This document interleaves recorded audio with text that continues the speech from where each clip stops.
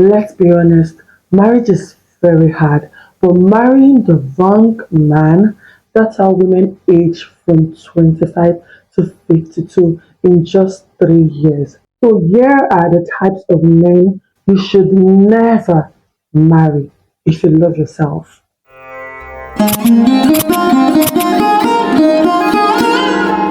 Hello, Chiamaka here, and welcome back to my YouTube channel. If you're new, you can subscribe if you like my content. If you're an old subscriber, thank you for watching. Thank you for coming back to my YouTube channel. Today, based on my experience in life, and of course, experiences of other people, because it's not possible that I've experienced it all, other people that I've seen, I'm going to be listing 10 types of men that you should never marry. Trust me, it's not the usual, don't marry a stingy man, don't marry a man that cannot provide, a man that cannot that doesn't have a vision. These are the types of men that nobody tells you about until you're in the marriage and you find out that I have. Yes, exactly. Number 10 is a no no. No matter what you do, run from number 10. Avoid number 10. Number 10 is going to drive you crazy. Without wasting too much time, let's get right into the list. The number one type of men that you should never ever marry are men who are not ready to be husbands. The men want a wife but do not want to do the work of being a husband.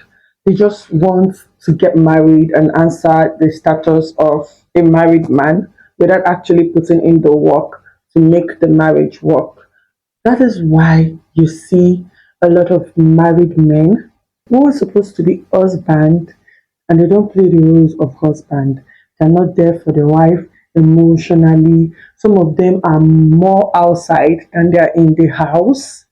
Some of them do not even they do not even prioritize their wife. Some of them, their homies are more important to them than their wife. They just want to say, "Oh, I have a wife at home."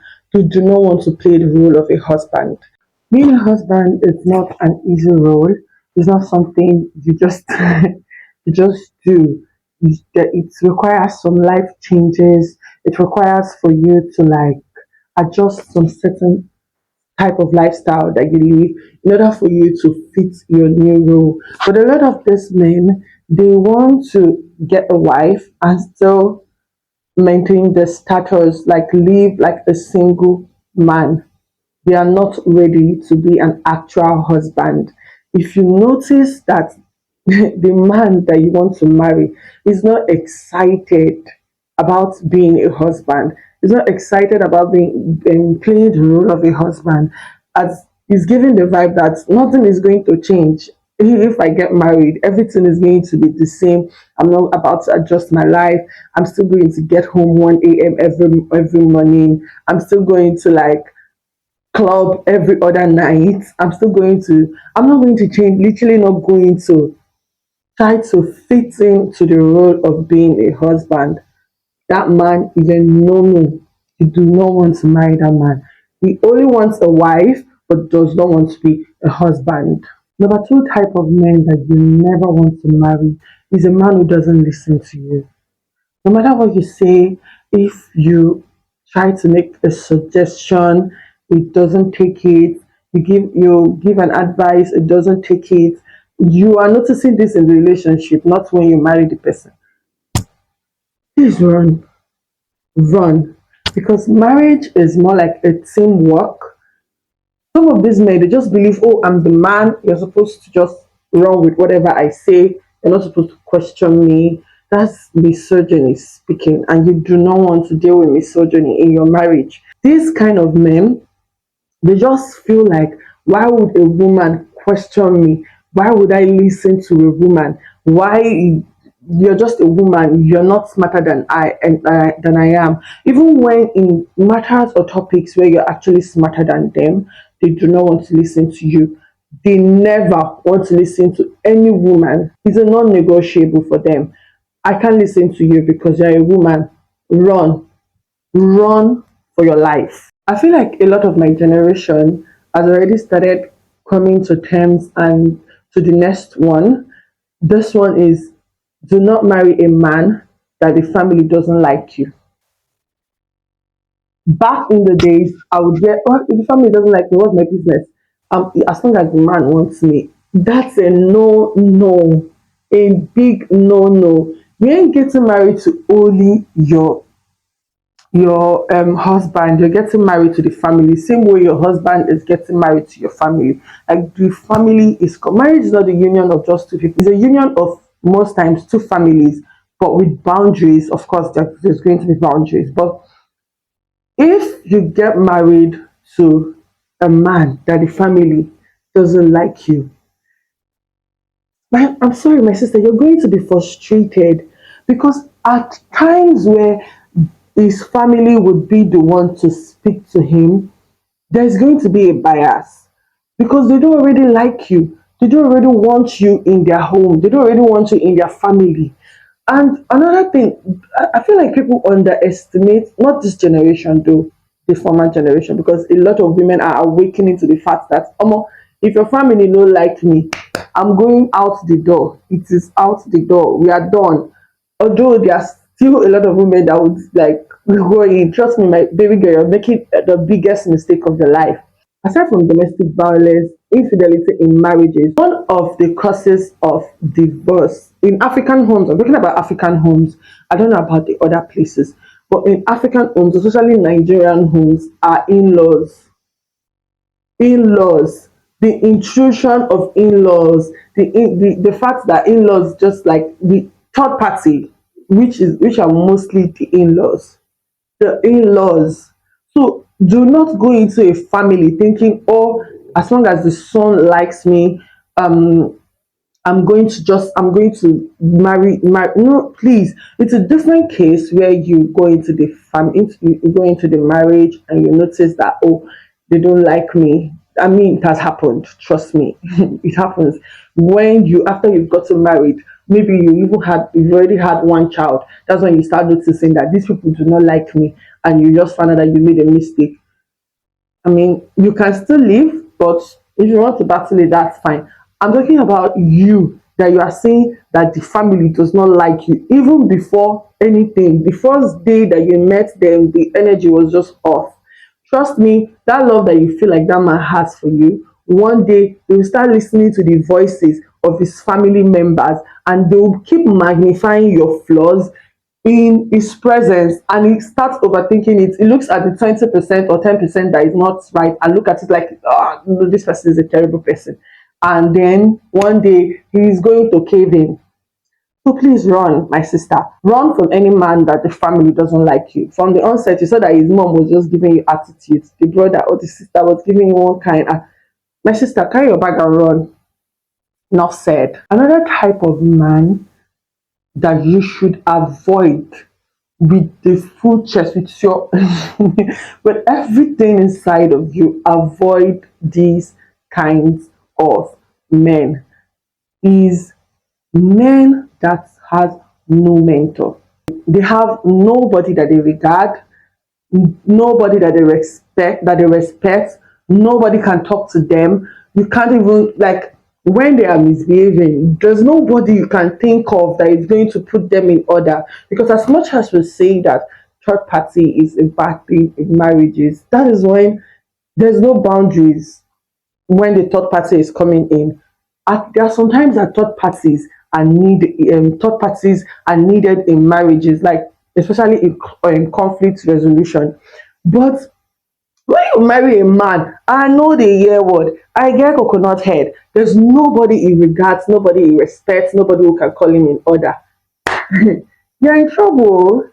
Run. When you're seeing these signs from these men, there's no figure, no father figure that he looks up to. His father cannot talk to him, his mother cannot talk to him. He's not even mostly men. I'm not even forget about the women. Mostly men, like men who can stand in and you say, see, I'm going to report you to this person. And immediately they just feel like, oh my god, if you tell this person what I'm doing,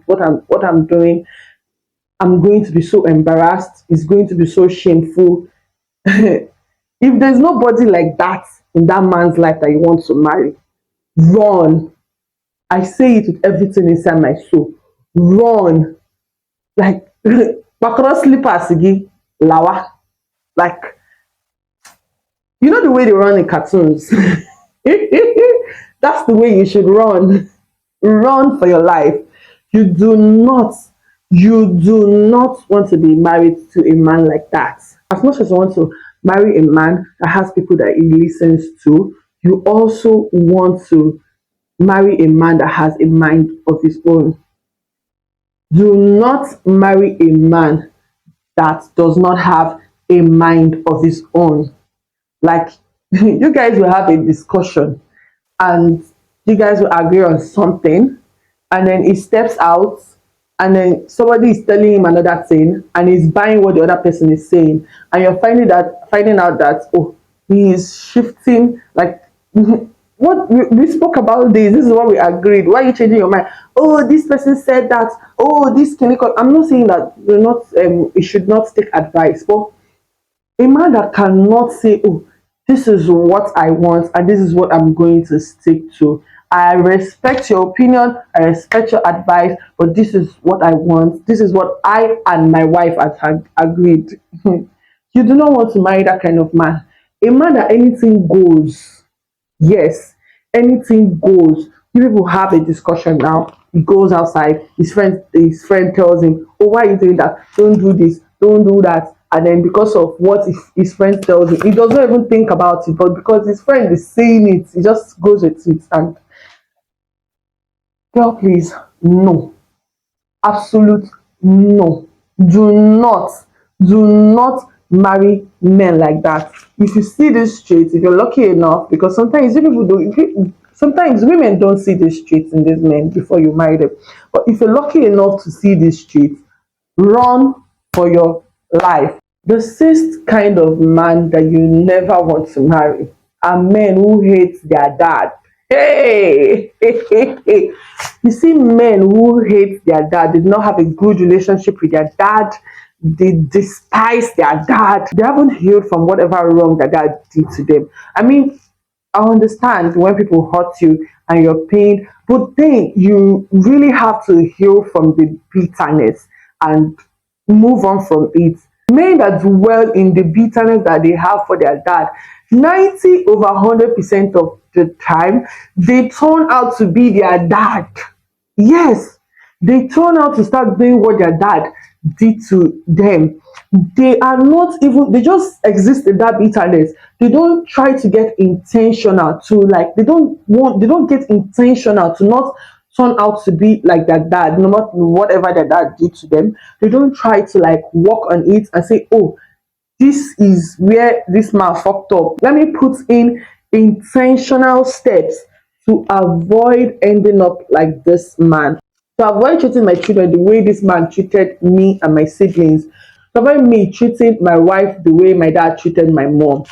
They just exist in this bitterness. You just find out that the pattern is repeating, is behaving more like his dad. Is That's why sometimes when they say the apple doesn't fall far from the tree. I don't blame you people. Although there's some men that heal from it, come out of it, they make intentional, like they're so intentional. No, I'm not going to be. They forgive their dad and get rid of the bitterness. But those ones that stay like this man hurts me, I'm not going to run, run, run. I say it with everything in me. Run. Another type of men that you should run away from are men who cannot set boundaries. You don't know where to draw the line. They don't know, they blur the lines, like, oh, anybody can just do whatever. This place, there are no boundaries. And when I mean boundaries, I mean boundaries from colleagues, boundaries from other women, boundaries from family members. They don't know how to set boundaries. They don't know how to say, see, at this point, you're crossing the line. The father will come disrespect the wife, the mother will come and disrespect the wife, siblings will come and disrespect the wife.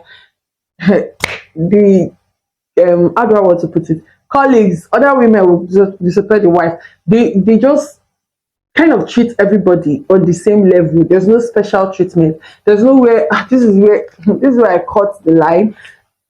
You're not my wife. I cannot treat you like this, especially for other women. My wife comes first. This is the boundary I'm setting. I'm setting this boundary because at this point now you are crossing this boundary.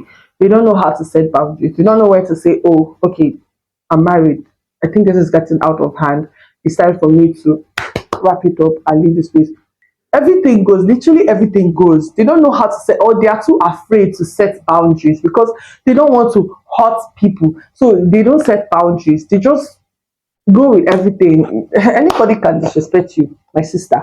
So run from men like this. Trust me, it looks like it's nothing, it looks like it's minute, but when you get married and you find out that um a family member can just come and into the house and disrespect you, don't say I did not warn you. Or when you find out that, oh, somebody is texting your husband at 1 a.m. and it's not an emergency. He's not a doctor. He's not a paramedic. The person is just texting your husband and your husband is replying and you're like, I don't understand. Why are you replying this person at 1 a.m.? God. Boundaries, that does not know how to set boundaries. Even boundaries with friends. Anybody can just come and talk to you anyhow and say, oh, do this. Oh, why are you behaving like this? Boundaries. They don't know how to state it to this person that, see, you cannot cross the line. At this point now, you're crossing the line. They are too afraid to set boundaries. Run from men like that. Avoid men like that. You don't want to be with men like that. Men that have been single for too long, run. Run. Excuse me, sir. Why are you single at 47? You've never had a long term relationship. You've never been married. You do not have any kids. You're practically just existing. And when you're asked, you say, oh, I've been busy with life. What have you been busy doing for the past 30 or 20 to 30 years of your life? What? Trust me, sis. Men like this, when you date them for a couple of months, except you are delusional, you're blind, you don't want to say the truth to yourself, you ignore red sea, red banner, you will see why they've been single for so long. You will see why they've not been able to land any woman, they've not been able to sustain a relationship. You would literally see why they are single. It's not because they've been busy with life, it's not because they are hustling, they're the best hustler. No. I'm talking about men that you ask them, okay, what's your longest relationship? And they tell you, oh, 1 year, 2 years, 6 months. Those people, they are not ready to be committed partners. They don't know how to be committed. They will frustrate you. They don't know what companionship is. They don't, in fact, they've gotten so single that they are used to being single. If you date people like that, it will look like you're encroaching in their space. If you even try to stay 1 day or 2 day, they become irritable. They want you to, like, please leave. Oh, I'm tired. Like, you would see how they become irritable. My babes, you do not want to be with a man that has been single for too long. For too long. Run for your life. Run. You ask him questions and you're not seeing any tangible reason why this person should be single for this long. Run for your life. Number 9 is men who try to overcompensate for their mom's suffering. They go, oh, my mom suffered for me so much. You cannot do this. Even when their mom is being manipulative and being disrespectful. Oh, she suffered. Oh, she sacrificed a lot. Oh, she has suffered in this life. Oh, my dad did not treat my mom well. Oh, blah, blah, blah. Oh, my mom cannot suffer in this place and come and suffer in whatever. There's, there's this one. My mom cannot suffer in her husband's house and come and suffer in her son's house. That is ridiculous. You do not want to be with a man like that. Everybody's mom has a specific kind of sacrifice. That is what being a parent comes with. It comes with sacrificing. Everybody's mom has sacrificed something for you to get to where you are. Does that now mean that if I get married tomorrow, my mom is being disrespectful to my husband? I'll say, "Oh, my mom suffered. Oh, my mom sacrificed a lot for me. So I cannot talk to her. I cannot treat her a certain way. I cannot call her to other." Girl, run. When he's always glorifying his mom's sacrifices and making it look like, oh, that's an avenue for his mom to misbehave with you. You need to run. You need to get your bag and leave that relationship before it is too late. You marry that kind of person. His mom is going to disrespect the hell out of you, and you're not going to do anything about it. And he's not going to do anything about it, and you just be frustrated in that marriage. Overcompensation of their mother's suffering. You do not want to be with a man like that. Oh, my dad did this to my mom. Oh, my dad was so mean to my mom. Also, I get it. I'm not saying you should alienate your mom because you got married. No. But that should not be an avenue for you not to be able to call your mom out when she's being disrespectful, when she's crossing the line.